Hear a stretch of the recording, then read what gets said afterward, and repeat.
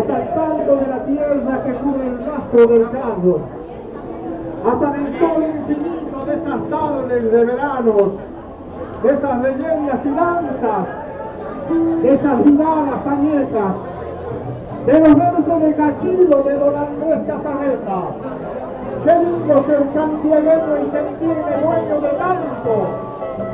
Yo me romanci del Quichua y de la Sábana Santa, los bombos de San Esteban con su música tallada.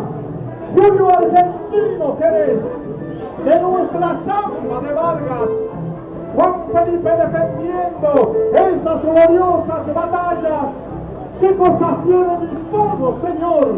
No siembran para cosecharlas. No tenemos a un Neruda ni a un Napoleón Bonaparte.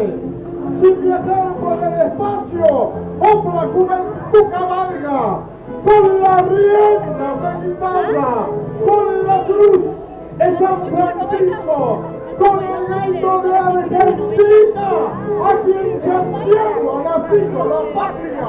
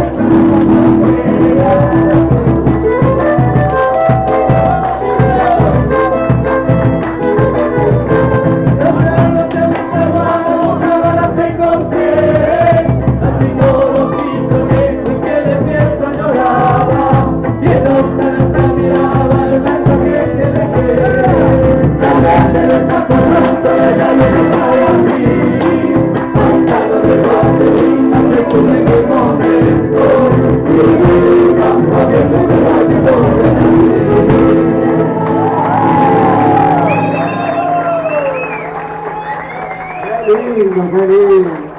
Momento. Qué linda fiesta.